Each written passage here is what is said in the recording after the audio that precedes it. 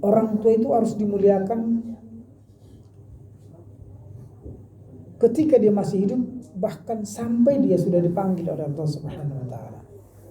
Yang terjadi kadang ya kita ini, karena kita kan sudah tua-tua, sudah bercucu malah ya, kemudian seolah lupa mendoakan orang tua.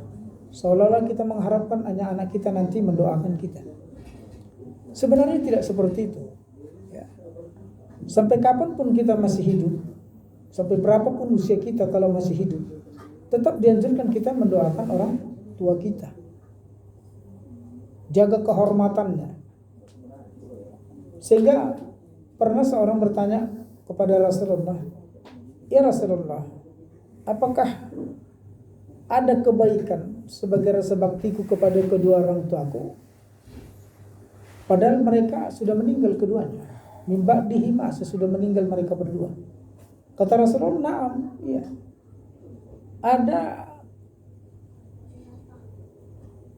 perbuatan kebaktian yang harus dikerjakan seorang anak itu sebagai rasa baktinya kepada kedua orang tua kalau orang tuanya sudah meninggal." Apa kata Rasulullah SAW? Nah, iya.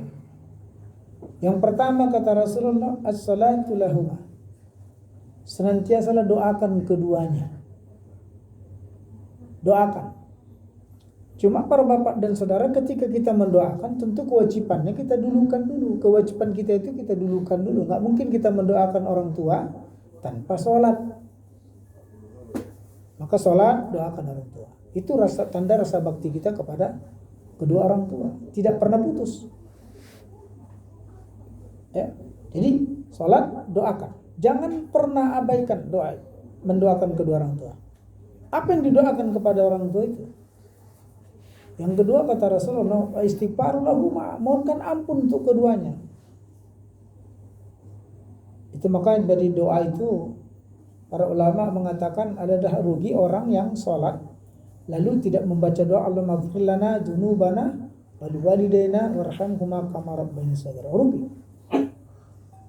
Itulah doa yang diperintahkan Nabi untuk mohonkan ampun kepada orang tuanya. Kenapa para bapak dan saudara?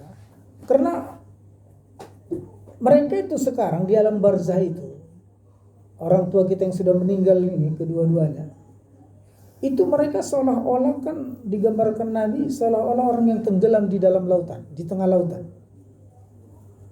Orang yang tenggelam di tengah lautan, yang bisa menolong itu hanya dua sebenarnya. Ya, hanya dua. Kalau orang tenggelam hanya dua penyelamatannya. Pertama dari dirinya sendiri. Kalau dia pandai berenang diselamatkan diri. Tapi kalau tak pandai berenang ya jelas tenggelam. Ya, itu yang pertama. Lalu pertolongan kedua adalah dari orang lain di luar dirinya. Siapa? Ya ketika ada orang membantu melemparkan bahan pelampung dan seterusnya, selamatlah dia. Itu kalau orang diumpamakan kepada orang tenggelam. Bagaimana kalau orang-orang yang sudah di alam barzah sana? Ya.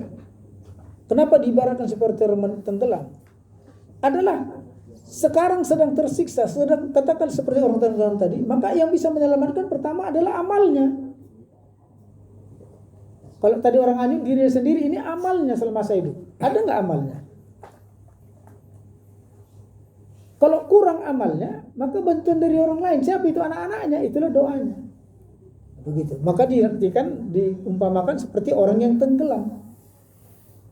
Dan orang tenggelam itu dua kuncinya yang bisa menyelamatkan dirinya sendiri dan pertolongan orang lain. Begitu juga arwah di dalam alam barzah sana yang bisa menolongnya hanya dua, amalnya semasa hidup karena dia tak bisa lagi beramal. Ya. Ijamata inum Adam in qata'a amaluhu illa min salasin. Apabila mati anak Adam itu maka putus semua amal, tak bisa beramal kecuali tiga yang mengalir sama dia. Ya. Sadaqatun jariyah atau ilmu yang tafa'u bihi waladun salihah wa da'ula. Kalau ada infak sedekah dia yang infak dia, zakat dia yang dikeluarkan lalu itu digunakan oleh orang semasa hidupnya selama di dunia ini, maka mengalir pahalanya sama dia. Atau ilmu yang pernah diajarkan lalu diamalkan oleh orang lain ilmu itu, maka terus mengalir pahalanya sama dia. Dan yang ketiga adalah doa anak-anaknya yang soleh. Doa anak-anak yang saleh yang mau mendoakan dia dalam bersesana, itulah pertolongan sama dia. Itulah mengalir di seluar amal yang dikerjakannya selama hidupnya. Nah, maka Nabi menganjurkan doakan mereka. Mohonkan ampun kepada keduanya. Yang ketiga kata Rasulullah SAW, wa imbadu ahdihima min ba'dihima. Tunaikan semua janji-janjinya sesudah mereka udah meninggal. Apa janji kedua orang tua ketika itu?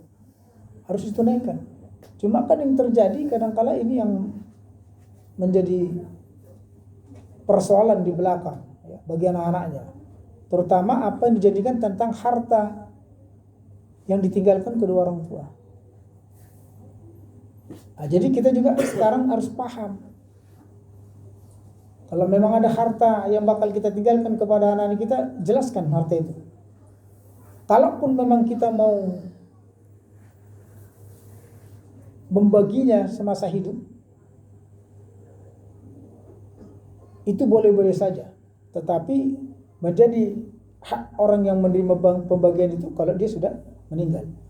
Tetapi pembagian itu jangan lari dari hukum ilmu faraid tentang pembagian harta waris. Ya. Tidak boleh seorang orang tua menghibahkan sepertiga, lebih dari sepertiga harta yang ditinggalkannya. Tak boleh.